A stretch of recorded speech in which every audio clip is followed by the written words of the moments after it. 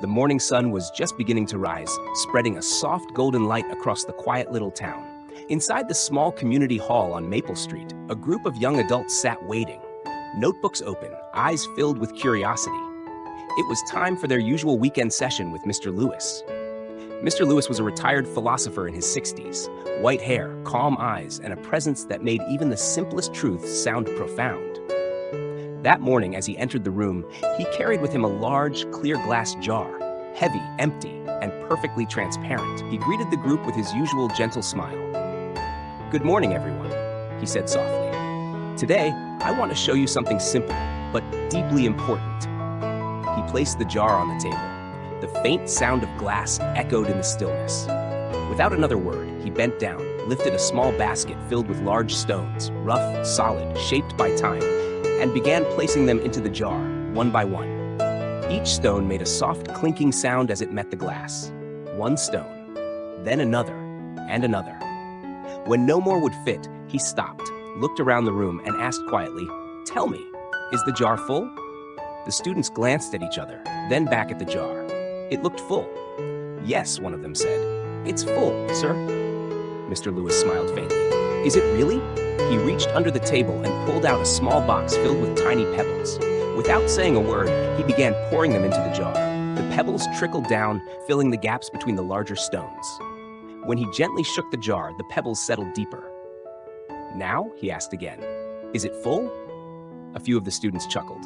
"Probably not," one said. "I'm guessing you've got more, right?" Mr. Lewis nodded, smiling a little wider. "You're beginning to understand," he said softly. "There's always more than we think." He then brought out a small bag of sand. Slowly, he poured it in. The fine grains slipped through every empty space, settling between the stones and pebbles until the jar looked completely filled. Once again, he asked, "And now? Full?" Laughter filled the room. "Yes, this time for sure," someone said. Mr. Lewis chuckled. "Perhaps." Then he reached for a small cup of tea.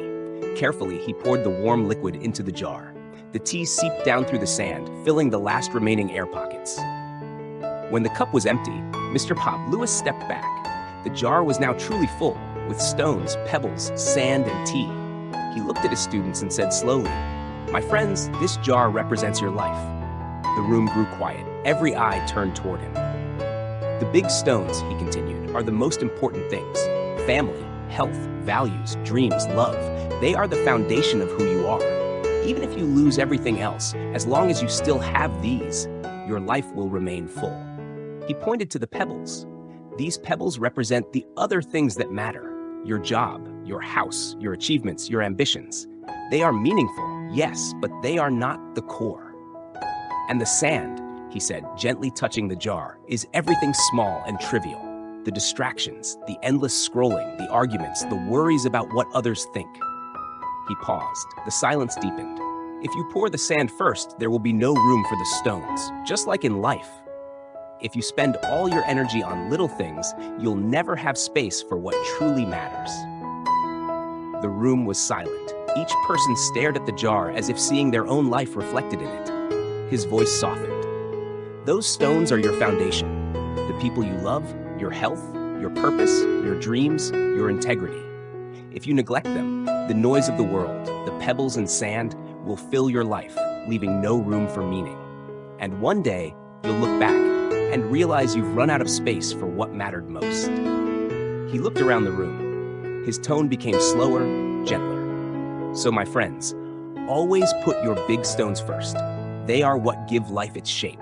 Do not let the sand and pebbles take their place, because when your time comes to look back, it's those stones, not the sand, that will define the worth of your life." No one spoke. Some quietly wrote in their notebooks. Others simply sat still, reflecting. Then a young woman raised her hand and asked softly, "Sir, what about the cup of tea? What does that stand for?" Mr. Lewis smiled warmly, eyes twinkling. "Ah," he said, "I was hoping someone would ask that." He lifted the half-empty cup, his voice calm and tender. The cup of tea reminds us that no matter how busy life gets, there's always room for small joys. A cup of tea with a friend, a walk at sunset, a quiet moment, a smile, a simple act of kindness. These don't take up much space, but they make life sweeter. He took a slow breath. In your busiest days, never forget your cup of tea, those gentle moments that make your heart lighter and your spirit warm. He looked back at the jar. Life isn't about packing in as much as you can. It's about choosing what truly deserves a place. The stones give meaning, the pebbles bring balance, the sand fills the gaps, and the tea makes it all beautiful. He paused. The room held still.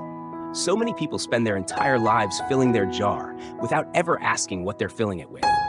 They chase the sand, mistaking motion for meaning. But remember this, a full jar doesn't always mean a fulfilled life. His voice grew lower, slower, like a calm whisper in a quiet room. Slow down, choose wisely, make space for what truly matters. For love, for health, for dreams, for laughter, for peace. Because it is these things that make life precious. The sunlight streamed through the window, spreading a warm golden hue across the floor. Every day, he said softly, is a new chance to place your stones first, to give your time, your mind, and your heart to what deserves it. Don't let the little things crowd them out. He smiled gently. In the end, no one remembers how much sand you carried, how many hours you worked, how many tasks you completed. What people remember is how you loved, how you lived, how you made them feel. He paused again. So fill your jar wisely.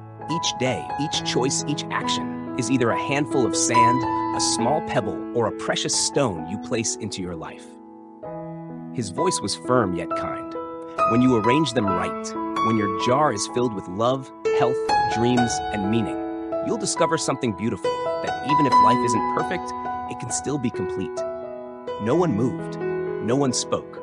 The room was filled with quiet reflection. Then Mr. Lewis said his final words. Life isn't about being busy, he said slowly. It's about balance. It's not about counting the days. It's about making the days count. He smiled once more, eyes warm and bright. So, my friends, always put your big stones first. The rest, the pebbles, the sand, and yes, even the tea, will find their place. He lifted the jar one last time. The sunlight caught the tea, making it shimmer like liquid gold. Cherish your stones, he said softly, for they are your life. And with that, Mr. Lewis turned, walking slowly toward the door, leaving behind a quiet room, where each person sat, silently gazing at the jar of their own life.